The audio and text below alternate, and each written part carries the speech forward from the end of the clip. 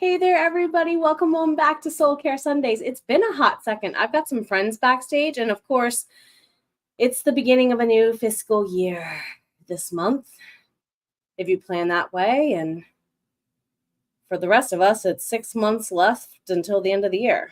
How are you coping? Let's jam.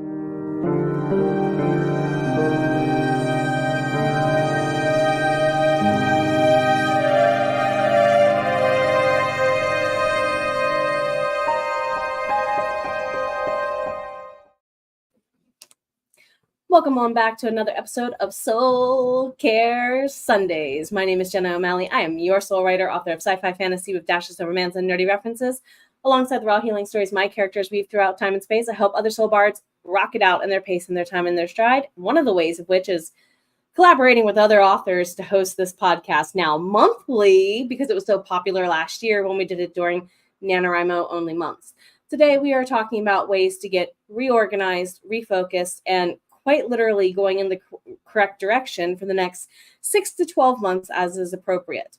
We're talking about the mid-year slump, everybody. I have some epic friends with me backstage. If you want to go ahead and give them some love, please feel welcome to do so. First and foremost, we have my friend, Miranda. How are you, my friend? Good. Glad to be here. Those questions were intense. They're going to be interesting today. Tell us a little bit about yourself, my friend. Okay, I'm Miranda. This is not my channel, but Miranda's Cauldron is my YouTube channel where I host writing sprints and I try to do tarot streams once a month and who knows what else, whatever I feel like it.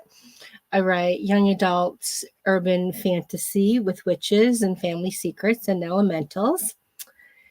And I have three series on the go at various stages, but none of them are published yet. Hopefully, after taking the Publish and Thrive course next month, that I will be more confident to actually do the publishing. If you're interested in learning more about Publish and Thrive, there's a link in one of the chat or description boxes somewhere, I'm sure. Thank you so much for being here, my friend. We also have another friend sitting backstage with us. Sako, how's it? Let me switch out so I'm down here and you're up there.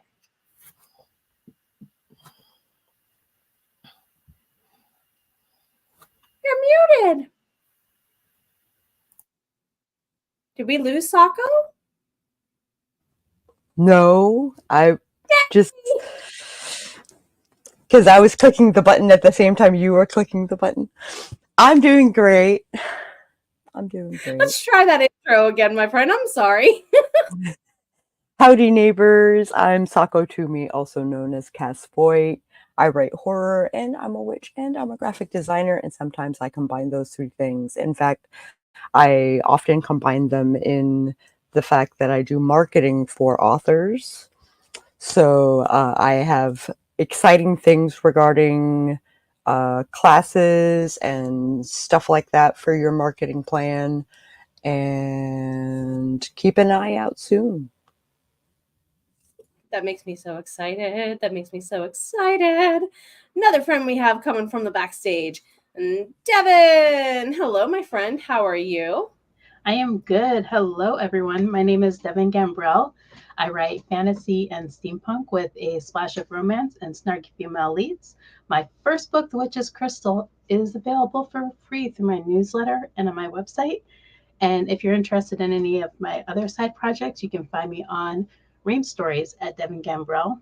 I'm also the founder of All Call Indie, which is a database of freelancers for indie authors.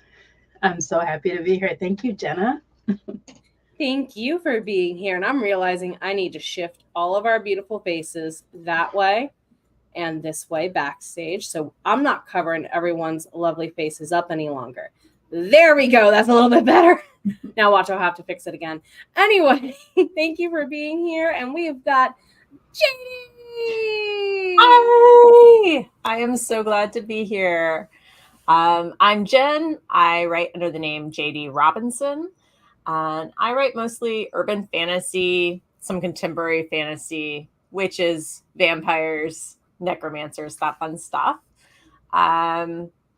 Yeah, I have my I have a new book coming out this October called Frostbite. It's an urban fantasy set in Seattle with the main character being a hacker, vampire servant kind of thing. So it's fun.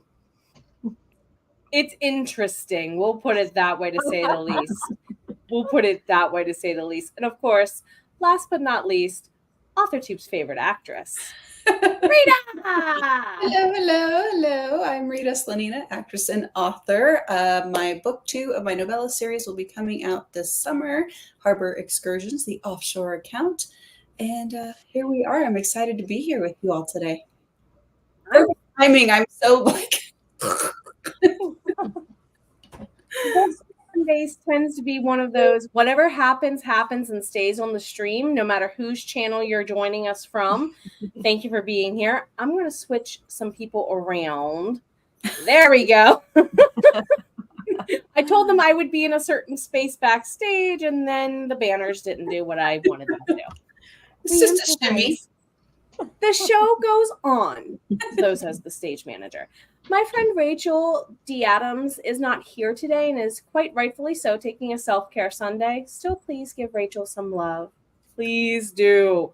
Because like all the other people on this stage, Rachel does a lot to give back to the community, and I want to make sure that everyone gets the love they so deserve. We got some friends in chat. If while we're talking you want to add a question, put a Q in the front. I may leave it for the end.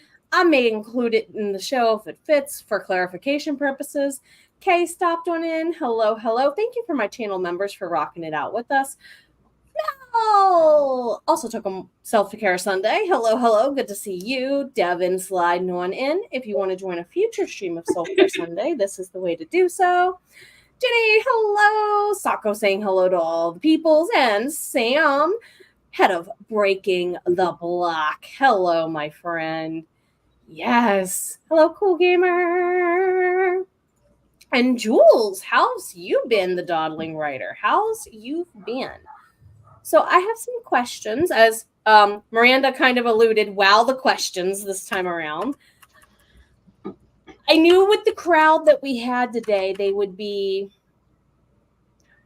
different answers. That's the correct way to answer that question. So starting with Miranda and kind of circling around to Rita, coming on back up this end to me, are you more of an analog/manual or digital person? We're talking about like planning wise here.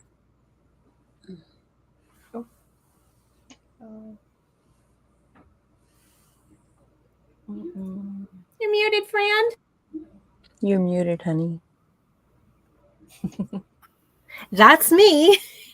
Yeah, I'm totally analog with notebooks, pencils, stickers, all that fun stuff. I did try Trello because, well, everybody's doing digital and I gave it a try for about a year, but I was still using my notebook.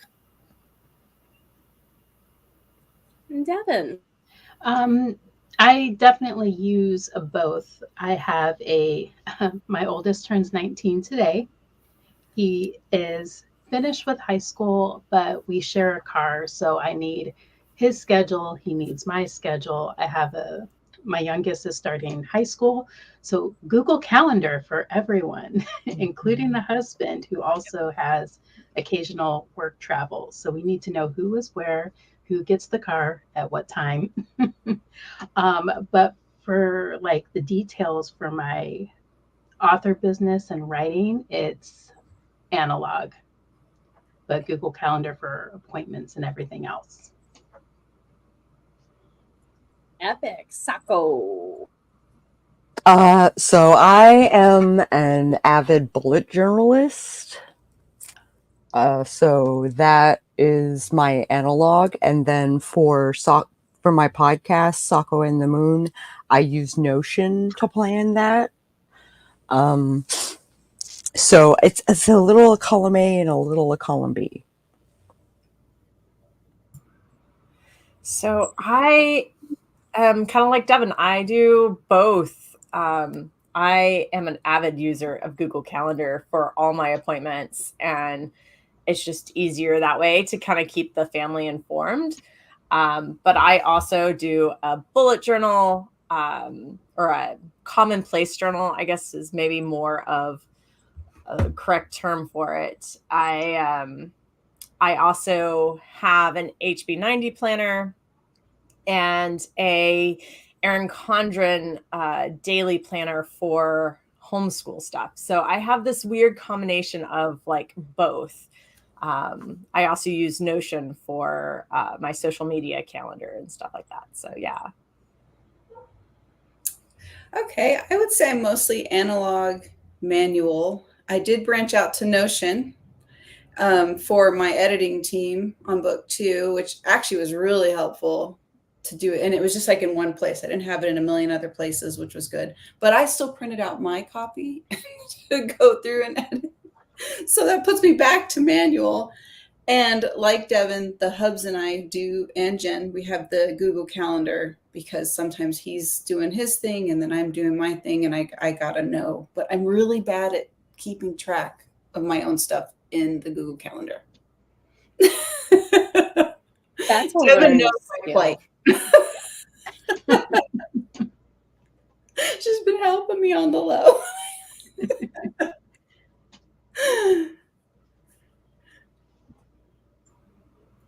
Yeah, I'm kind of a mix in between myself. I like my lists. What can I say? My Virgo side likes my lists, but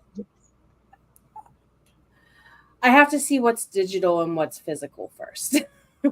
That's going to be me. Thank you to everyone who's doing the stream. Frog hopping around so much. Thank you. Good to see you all. So if you do indeed switch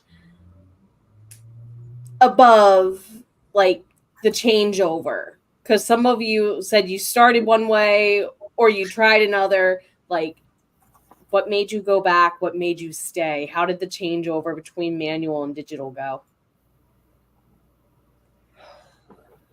Okay, like I said earlier, I am mostly notebook, paper, that kind of thing. But I did try Trello. I was pretty good at it. I kind of used it as a Kanban board to keep track of what I wanted to get done. And it lasted about 10 months. But I kept forgetting to go online to do that and change things over. And I found I was doing too much of the tracking and not enough of the tasks. So I went back to my notebooks, but I have different kind of notebooks. I have one specific notebook for my HB90, and I have my series binder to help me organize, and then just a regular old cheap dollar store planner. I have my paper planner and my notebook for notes. This is stuff that I keep and will refer back to. This is my disc planner that when I'm done with the month, I just take it out and trash it. I do have my digital HB90 on my tablet. Super helpful. Love it so much. I did try Notion and Trello. I also tried ClickUp, but my problem with those programs is my internet connection is not stable. So like I literally, every time I go into Notion, I have to log in every single time because I'm off of it for too long. Our power flickers if it's too windy. Our power flickers if it rains. And here in Florida, it rains every day. So no digital for me on those. So I try to cram as much of my life into the bullet journal as possible, but Sako in the Moon requires so much planning and research and homework and stuff like that. So I basically reserve that for specific projects. So I have one for a YouTube channel that I'm working on regarding gaming etiquette, and I have one for Sako in the Moon. So I kind of compartmentalize a little bit. I've been trying Notion this year, and it's for planning projects, and it's working out really well for me. So the transition might eventually become 100% or at least 90% on digital in the long run, because I keep stumbling on templates that have like bits that I want in my master, Notion. So yeah, the transition has been good to me. Yeah, transitioning back and forth is a bad habit of mine. I am always up for trying a new planner, a new system, whether it's digital or analog. But I find maybe after a week or a couple months or something, it always falls away and I'm back to my journal. So this is my 19th one. I actually track them. I don't know if you guys can see them, but they're like all lined up back there on my bookshelf, and I archive them. And I actually do go back and refer to them. So I know I will always kind of come back to these, but I think it's just part of my neurodivergence. I am always looking for something new and novel to help me organize my thoughts. And so I'm always up for trying something new, but I know I will always fall back on the things that work for sure. I can relate to the trying new things for sure, Jen. Like, I'm constantly, I mean, okay, so Deb, I'm gonna keep referring to you because that I've been doing, and I found myself writing things 3 and 4 times, like Rita, and not getting anything done. I just kept rewriting and rewriting and rewriting, or copying to the digital or whatever. So, per the proper advice from Devin, I have one book now, and I write everything for the week right there. And this is what I'm practicing. And it's hard because I want to start, and I still have sticky note problems. I'm like, oh, and then I go, oh, I already wrote that. So so I'm still in progress on my hamster wheel. I'm a kid of the 90s who literally, thankfully, had teachers that were very good at task prompting us. Oh. Did you put it in your planner when they would assign something? So that I want to grab a pen.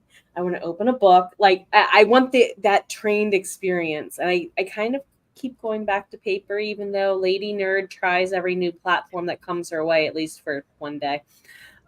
So yeah.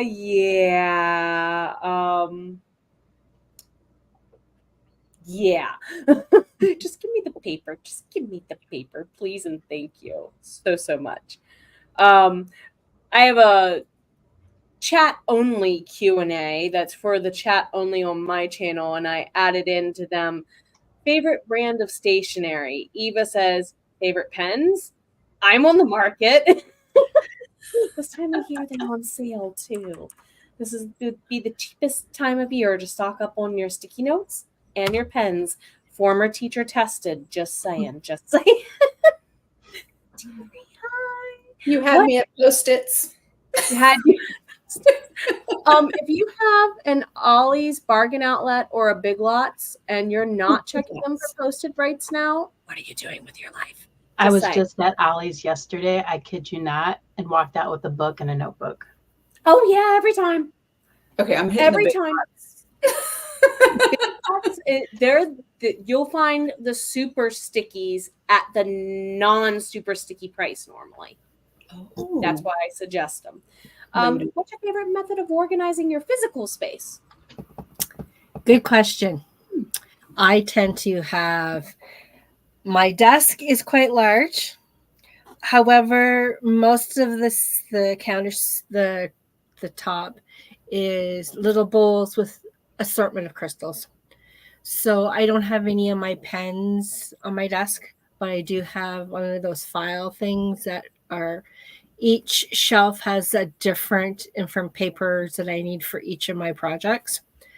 My side drawer is full of little, kind of like shelving, little knickknack things to put all my pens in, like these kind of things for all my Post-it notes. I have another drawer for my stickers, my pens. So each one of my collection of pens have one of these type in my drawer.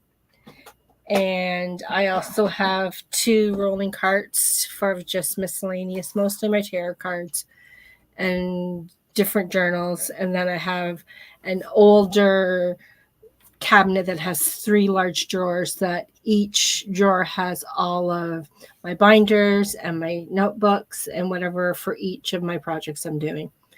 As for the rest of the house, it's a mess.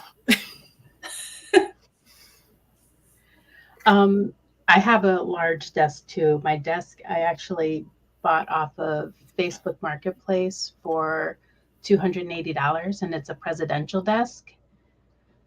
So like the drawers are long. I've got, here are all my pens and markers, and it spins. But so far as if my desk space is cleared and I have room to roll my chair around, I'm good for the most part.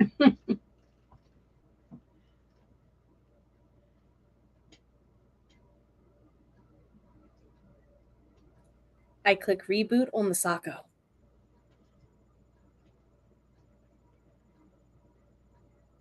Sorry, I'm here. So I'm pretty terrible about organization. I surround myself with the books that I know I'm going to access daily and my computer bag. I'm in the living room right now, by the way. I'm sitting in a nest on a couple of Papasan cushions and blankets and pillows and stuff.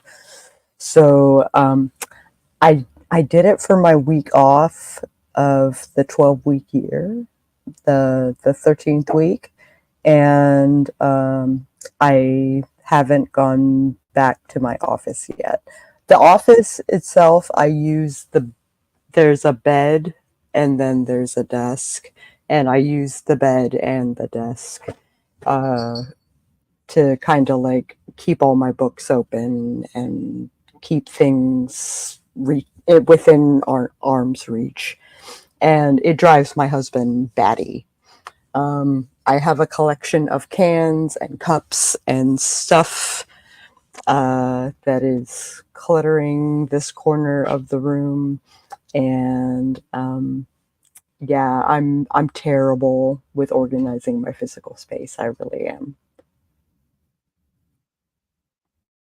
Oh my goodness. So I feel like I've got a handle on the rest of the house, but my office it really has become like a doom room. I don't organize, only move.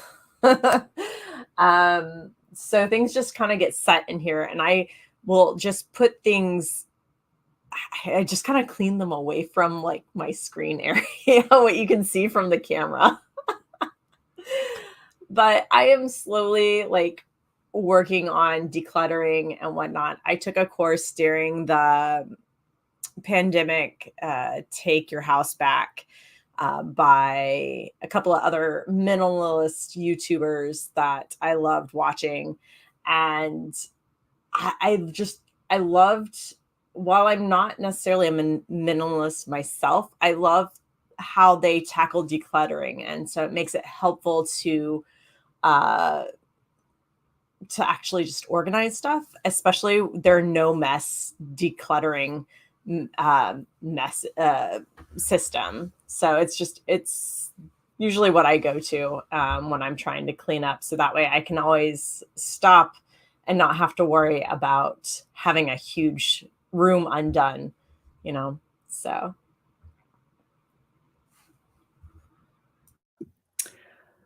I love organizing. This is my wheelhouse.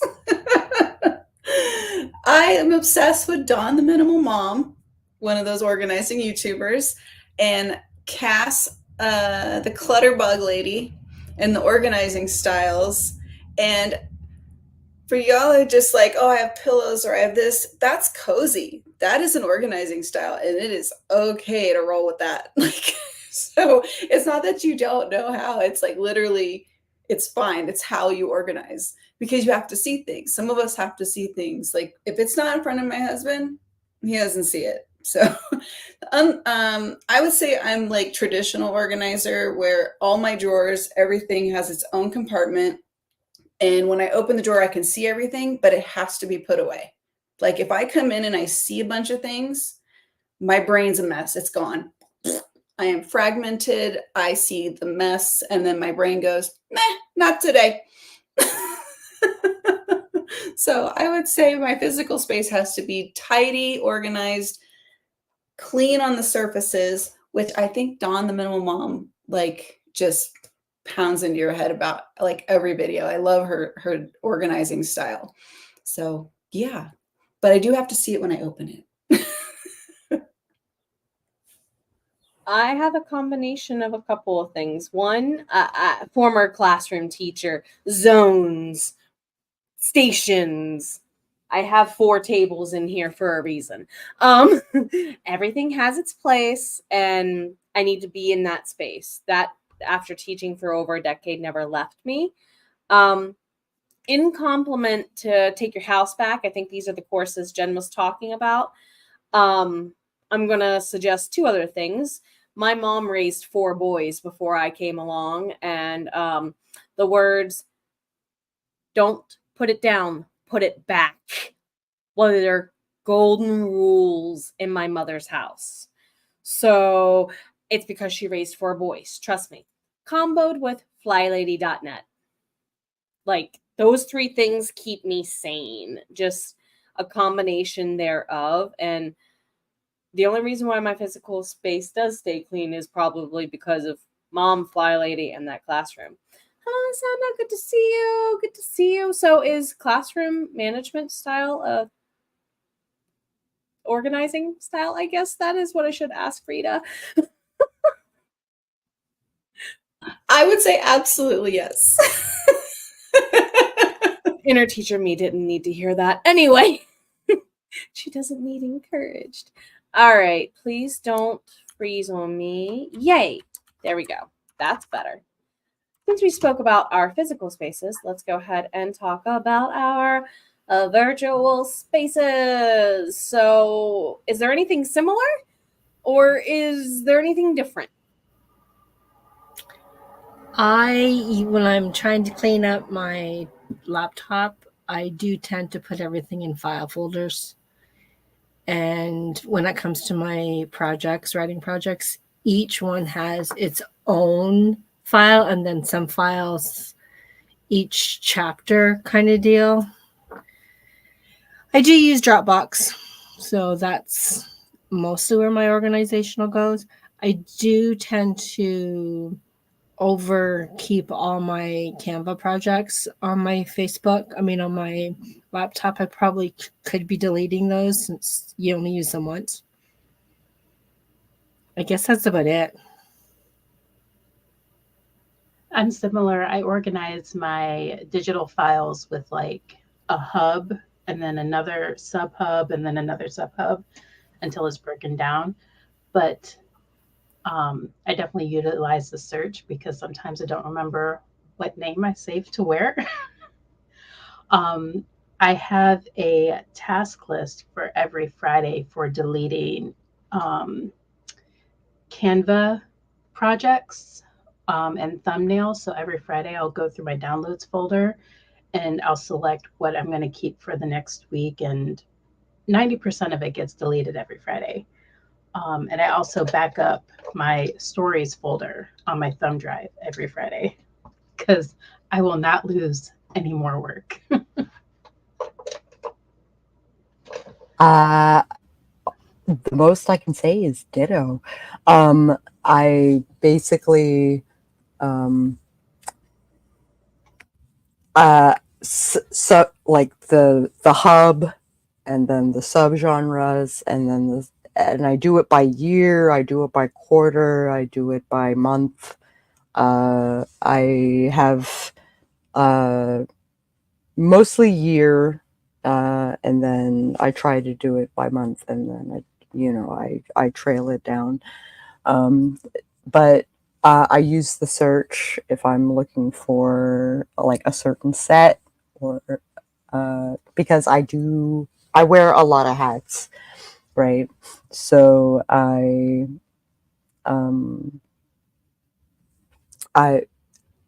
have folders for all those hats, and then subfolders to all those hats, and and it just keeps going. And then I have a public folder where I give files to clients and stuff like that.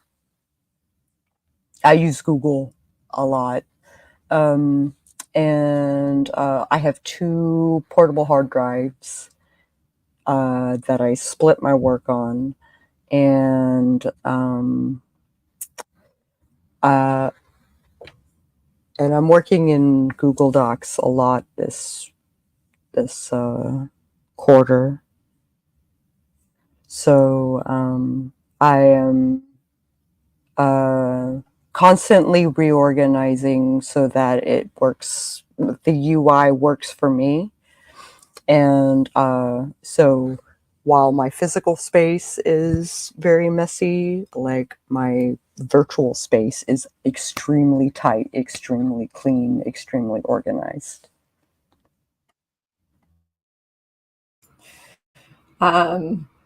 So I don't have much of an organization system for virtual stuff at all.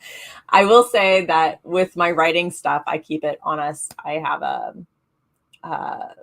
Google Drive that is fairly meticulous when it comes to my writing stuff because I need to be able to find my work.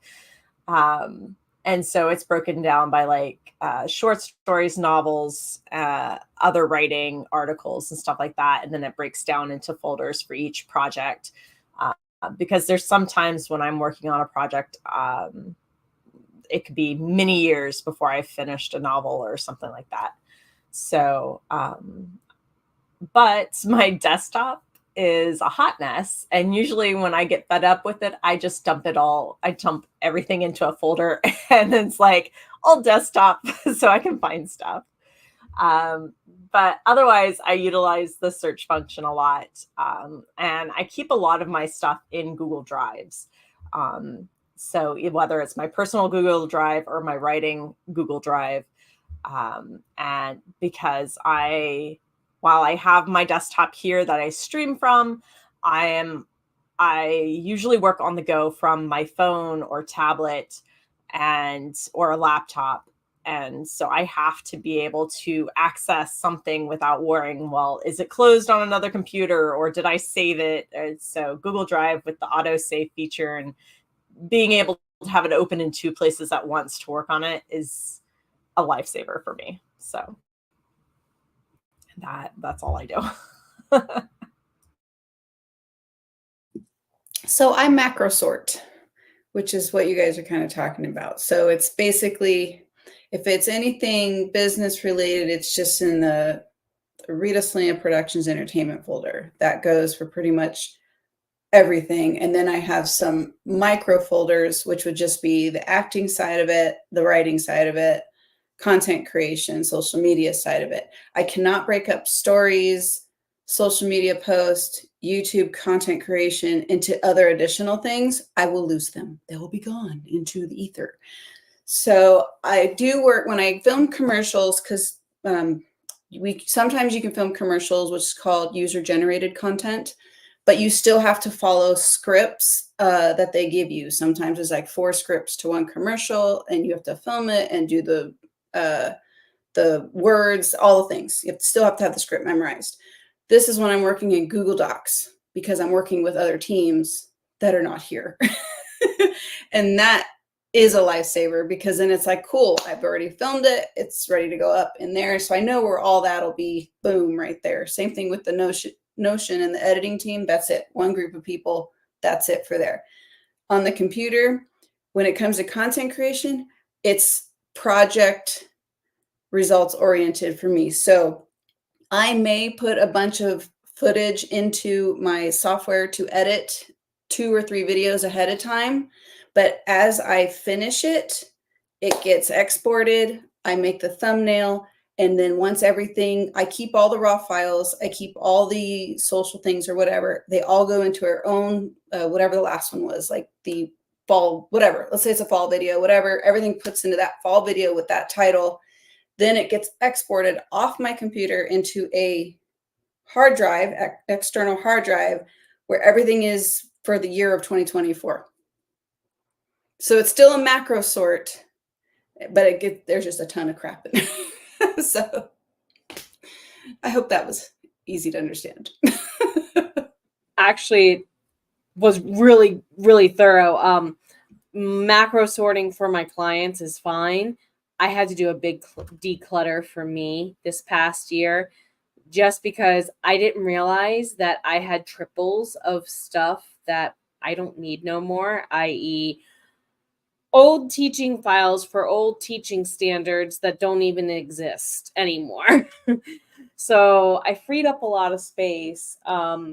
This is a good time of year for all that stuff. If you need to assign a time of year to do a big file declutter, I would put that on the fiscal year list. You probably have way more going on around, January 1 versus now, is why I'm saying that as a suggestion. I do a deep dive at the end of every month or the first Friday of the following month. That's my habit stack it. That's a good idea. That's a really good idea. If you need, especially if like some of you are managing kids in your lives, Devin, JD, Miranda, you have grandkids even now to track some of you on screen. So then there's those of us who, Sako, Rita, we work with a ton of different people. So yeah, it's like, not only is it just family that benefits from that, it's you, because you never know. Parents on screen can attest to this, definitely.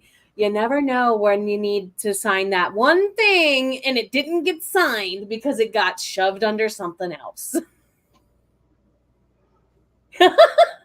As all the parents go. Or lost emails. Yep.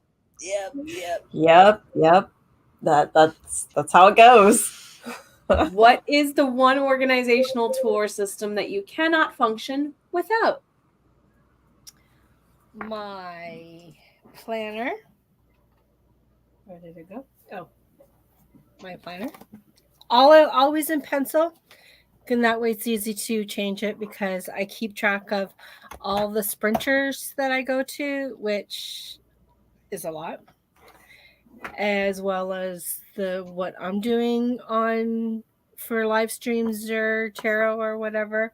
And my HB90, I am so glad I finally bit the bullet and started it in December. It's kind of set up as a bullet journal and keeping track of all my task blocks, summaries of different projects and tasks I'm doing. So I would say for me, it's my journals. And yeah, I guess it's just, and also each one of my series has a series notebook or series Bible that some people use. I would be lost without it. Literally, sometimes I go back and see, okay, well, this was how it was supposed to be back then, and then this is how I've changed it, and that kind of stuff. Kind of rambling, but that's me. If I did not have the option, or if I only had the option of one thing, it would be my notebook. It's the best. You have 1 page or 2 pages of dumping. You just brain dump in it, and then you can organize it from there. Doesn't matter. They're empty pages. You can organize it any way you want. But definitely notebook. One thing I will not live without.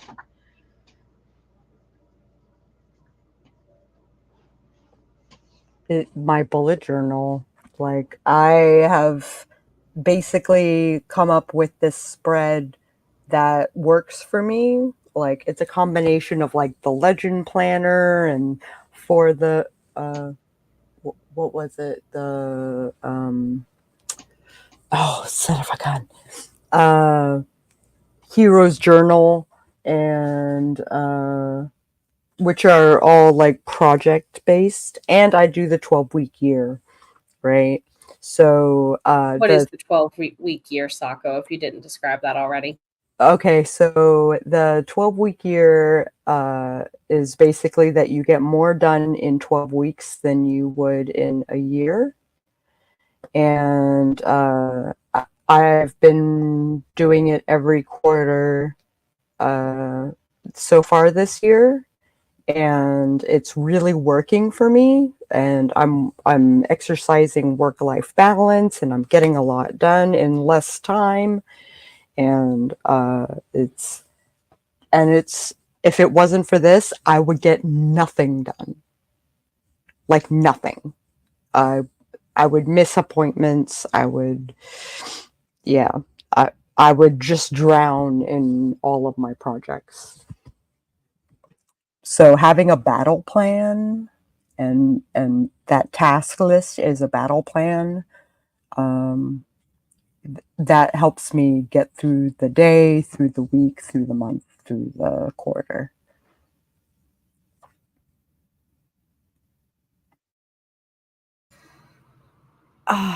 If I could only choose one, it would have to be Google Calendar. Unfortunately, that with a close runner-up of my notebook. But Google Calendar, because I don't always have that notebook with me sometimes when I'm running errands or with my kids or at appointments, there is so much to juggle in terms of appointments and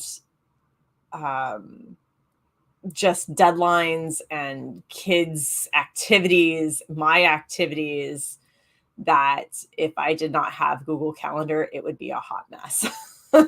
So Google Calendar is mine.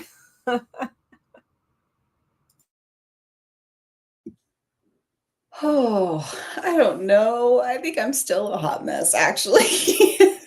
What could I not live without? Post-it notes. That would be, because I can just grab that and write it.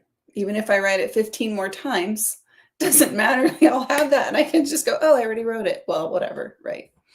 Probably that. I'm still working on getting that system thank you, Devin. I'm getting there. I'm getting closer, but You've been rocking it. You really have. oh, thank you.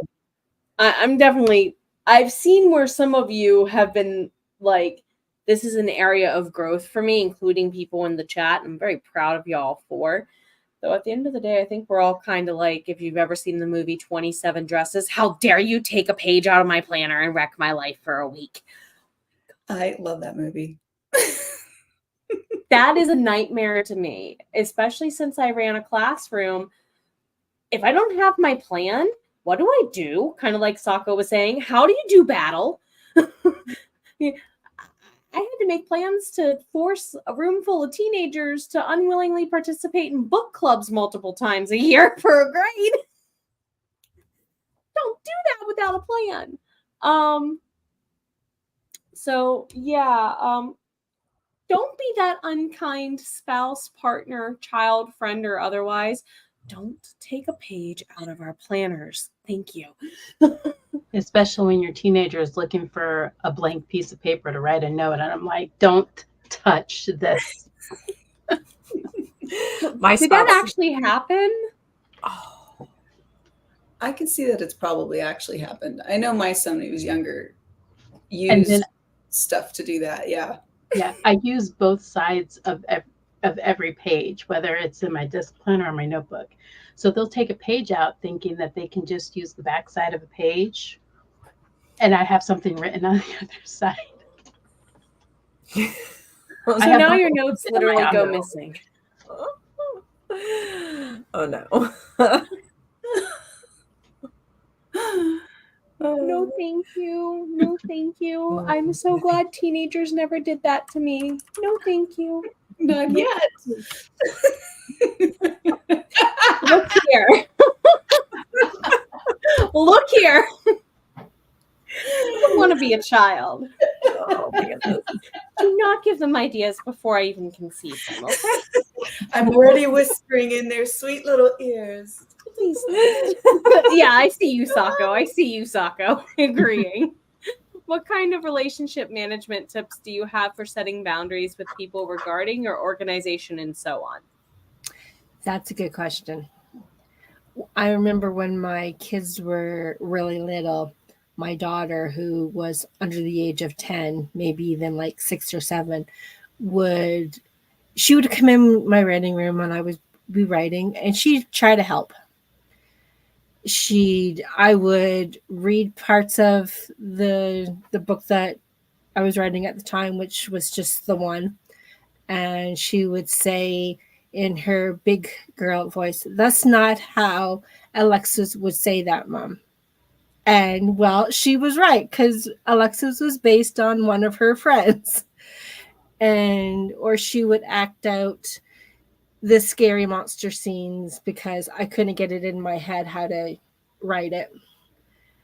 And then as she grew older, she would just sit and write with me. So that was good. As for now, it's just hubby and I, and he has no boundaries.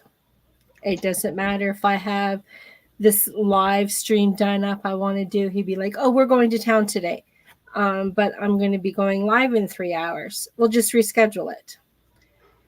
But he is getting better. Like if I'm actually, like today, he came home early from work and I said, "Well, I'm going to be on live in a half an hour, so you can't bug me for 2 hours." "Oh, okay."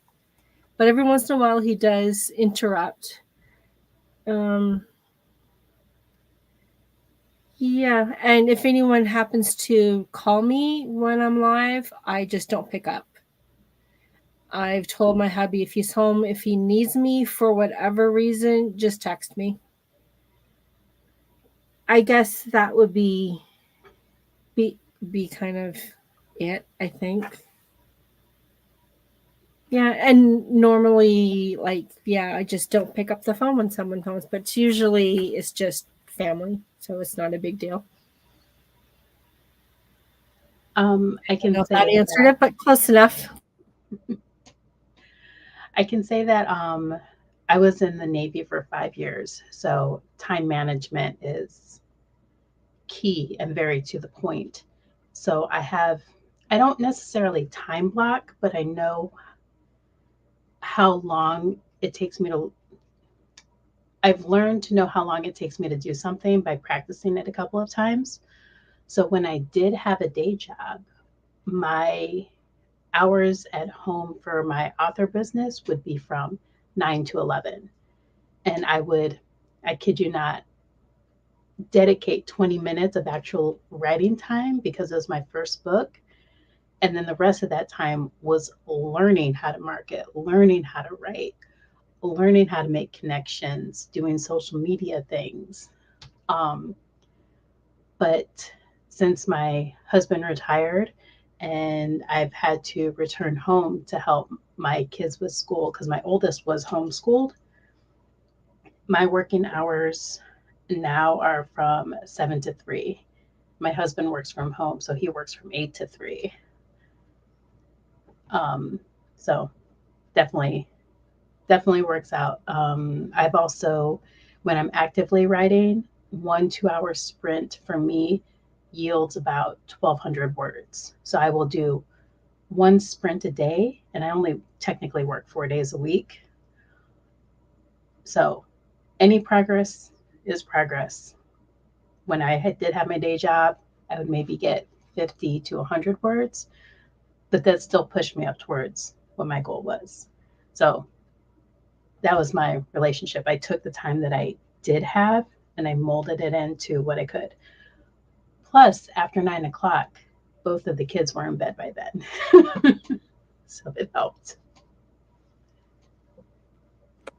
I have a similar schedule. I start at 10 and I end at 3 and I clock out. So around 6 or so, my husband basically clocks out. and we spend time with each other. And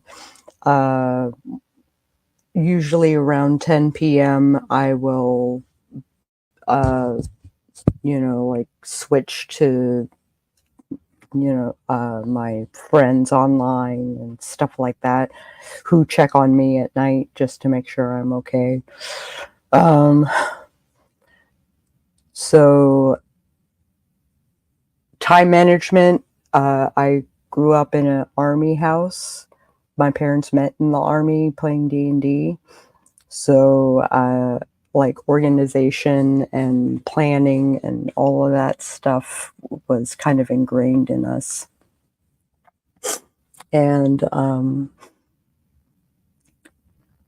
that kind of culture was like always part of my day to day, So it just so happens that like my husband prefers to have his time during the day, and then at night he kind of lets his hair down, as it were, and we can hang out and get to know each other, So my tip would be to have a solid schedule, and less than 8 hours, because it is proven that if you're given the full 8, it will take you 8 hours to accomplish the thing. But if you give yourself 5, you'll accomplish, 8 hours of work in 5 hours.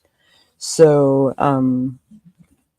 like, there's all kinds of science and all kinds of like procedure and stuff like that. But once you kind of like run through the gamut, like Devin was talking about, then like you practice to see how long it takes you to do things.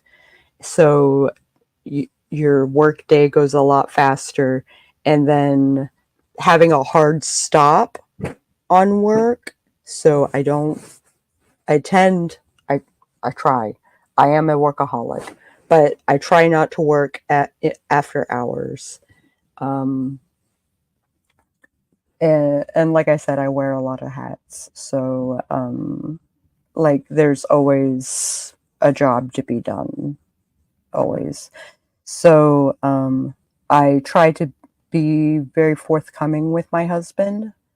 Today is kind of iffy because I don't know when he wants to do things, but he is making a big step in his agoraphobia, and he wants to go to a movie theater to see Wolverine and Deadpool. So yeah, I may or may not be streaming later.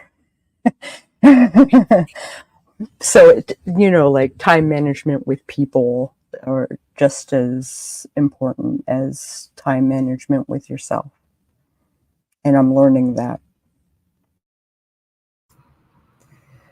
I think for me and my family, really just keeping communication open and communicating our needs with each other is the biggest tip I can recommend. So I live in a multi-generational house. My parents and I went in and bought this house together. So my parents live with us. So there's my parents, there's my husband and I, and our 2 kids that are still fairly young. And so it can be chaos here sometimes between homeschooling the kids and then the dogs barking and then trying to stream or going out to the temple or whatever needs to happen each day. It can be just a lot. So just being open in communication, say, hey, I have a stream. I need to go do this.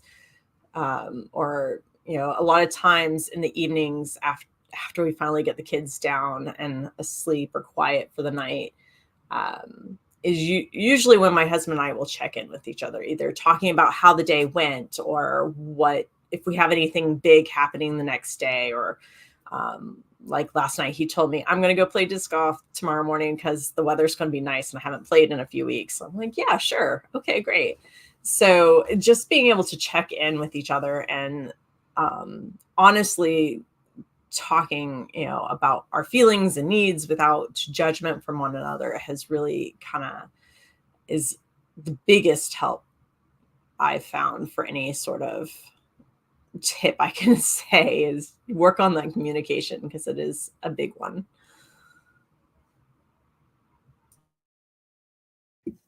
I would say all points. You guys are hitting it like dead on. For my hubs and I, it took a while because we were a blended family, 3 kids between us. My son, he's now doing his own thing. His daughters are doing their own thing now. So then we had empty nests for a while. Woohoo, party on. And then we ended up getting 6 chickens and a dog. I mean, what is happening around here? I have no idea, but crazy. And then, but it was, we always spent so much time together because he has always been remote working. He's a broker for life insurance. And so he could kind of work wherever. And same here, unless I'm on a set actually working in a film studio or whatever, as opposed to my own studio, we're here together all the time. So I would say hit it on the front end for sure, and put it out there, like, it's because distractions, number one, right? So it's like, hey, can you do this? Can you make that? Can you hook this up? Can you do that? You're like, I'd love to do that. Just I'm gonna have to do it later, but just remind me later and I'll get to it later. But right now, no. And that helped get a boundary in place. And then he started to kind of learn what I was already going to say. Hey, can you do this right now? I'm like, oh, no, I can't, but I will later, probably around this time. And I'd give him sort of like the no, but later, and here's a scheduled approximate time, so that he was also satisfied, or whoever, your kids or your parents or whoever, would then be satisfied, like, okay, well, they're not just dissing me or whatever. They're just saying, just not right now, but what you want is important, and I'm honoring that, but I'm also going to have to finish what I need to do here first, so that I can also honor my own schedule and my own plan. I would think, and that's kind of how you bridge the gap between the two. Is my tip. I don't know if that works, but it's been working here pretty good. And if, like, on a random day where we have a special event like this, he's a little like, well, we normally do this, and I'm like, oh, I know, but this is fun, it's special, and I want to support everybody, and we want to do that. And he'd be like, all right, I'll go find something to do. And so he did, so that's what I would say. Just maintaining the honor in your own choices, but also not devaluing your spouse or others when they want something from you, but just letting them know later that you can get to it.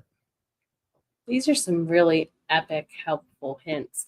I'm going to call a last call on any questions. We do have an audience question that will go there. And if we don't get any others, it'll start into wrap up mode after, because I want to keep to my promise of keeping them only about an hour. So let's go ahead, and I'm just going to add on that if Google Calendar or something digital isn't working, get a centralized calendar that you all can use as a communication board. We have one that sits it's like in the hallway between the living room and kitchen. And we use it as a communication board. Like, if I need him to do something, or if we need groceries that we're out of, it just became a common hub for us when we moved. It worked. So if you need a common hub, make it digital, make it physical, make it something. So, audience question and topic suggestions. Tabitha said, when did you guys start, or when would you consider to start looking for a virtual or personal assistant to do the social media things that we all need to do with our author business? I'm at over 1K subs and I've yet to hire anybody. So that's my answer. I don't know if anyone else on screen has a different one. I tend to push social media into my what if pile. So my what if pile is, okay, I finished all the stuff that needed to get done. Social media is down on my list. I'll keep a page of ideas on things I want to post. I'm actually getting ready to do a live plan 1 month of social media with me, where I just hash it all out because I have the time to do that now. But I have not been on Instagram or pushed any social media thing for the last 3 weeks. I maybe posted like 3 or 4 times. It's not there. My newsletter is number one for the socials. My newsletter is number one for the socials.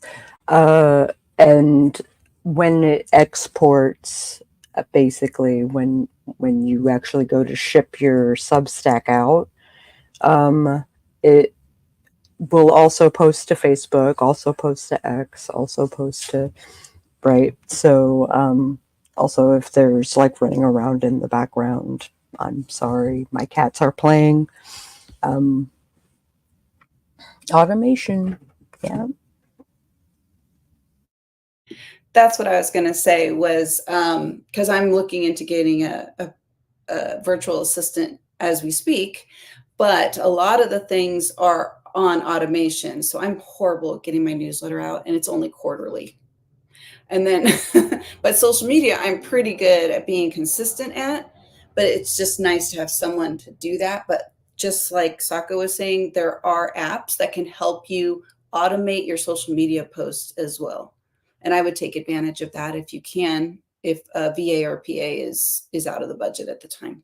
Like Buffer or if this then that, or like set macros to like post for you.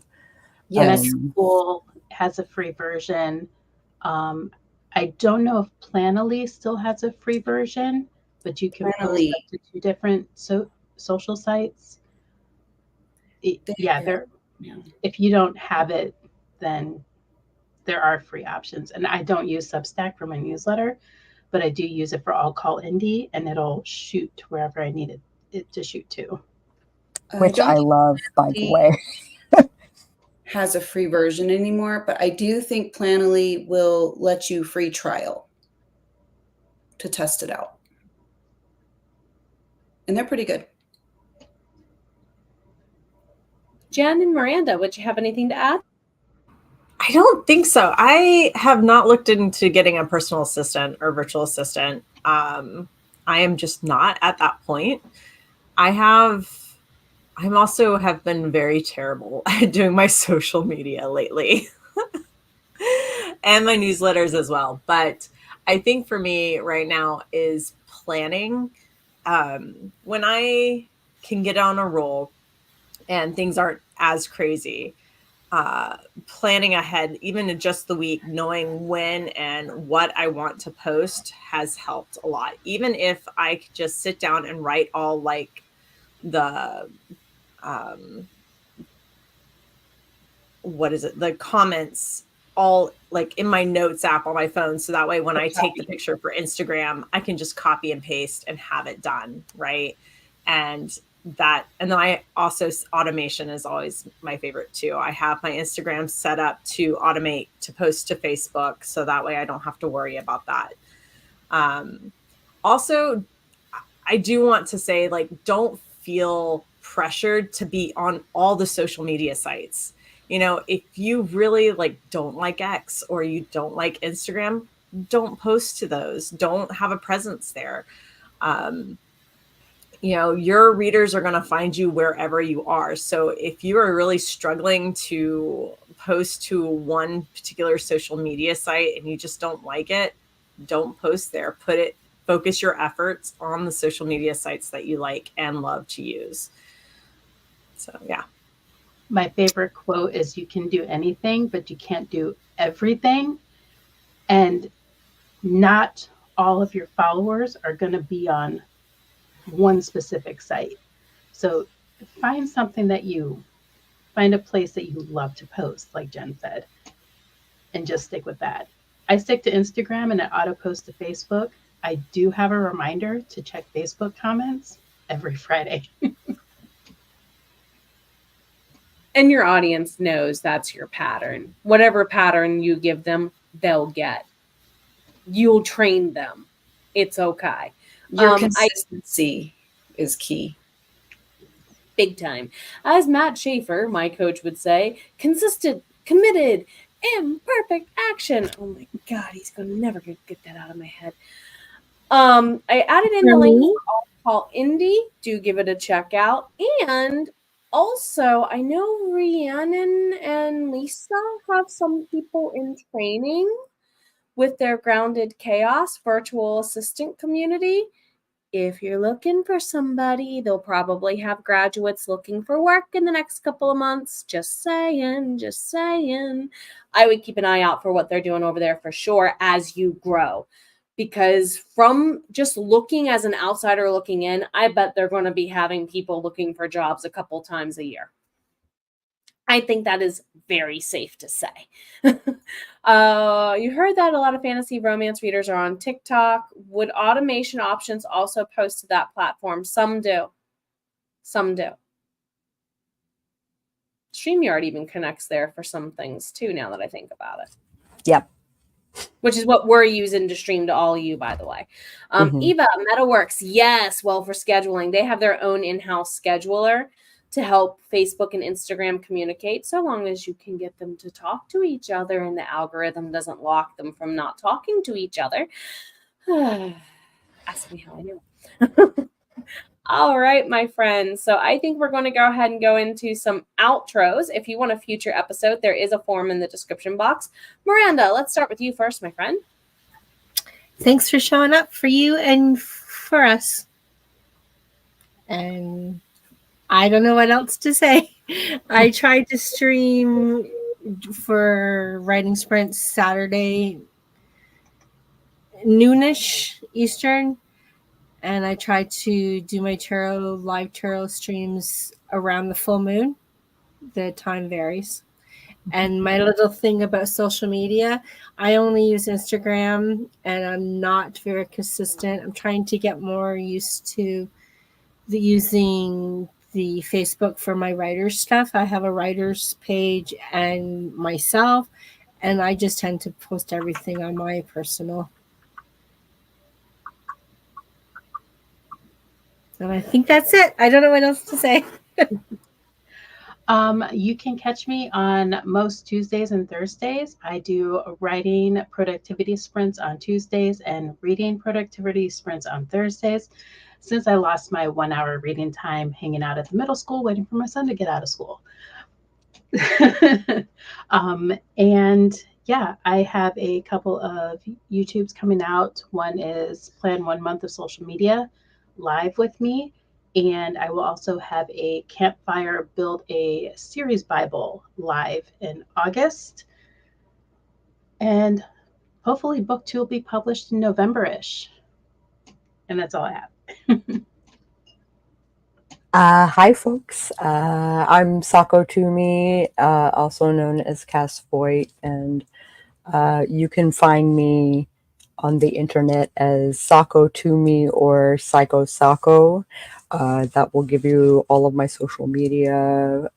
It'll give you all of my peoples. All of my websites, hopefully. There is under Psycho Sako and Sako Toomey, there it is curated to be me. So you should be able to contact me somehow. All right. So I'm JD Robinson, and I stream over on my YouTube channel Mondays and Fridays at 2 p.m. Eastern for writing and productivity sprints. And upcoming in August, I will have some new content out on my YouTube channel. I have my book Frostbite coming out in October. And yeah, that's about it. Peace, love, and happy writing, y'all. Rita Slanina here, and I live stream writing and productivity sprints every Friday and Saturday morning at 7:30 a.m. Eastern, like clockwork every week. And I also have a freebie if you want some help doing a turn your morning routine around and some tips on how to get your day started off on the right foot and less sluggish and more productive. And that link is in the chat below. Thank you, Jenna, for that. And enjoy your day, everybody. Thanks for coming. You're welcome. Thank you all so much for being here. It's been a joy having all of you. And of course, my Kickstarter still has like a week left. Let's get it funded. Otherwise, thank you all so much for being here. It's been an absolute joy, a thrill, and more. We'll catch you in about a month.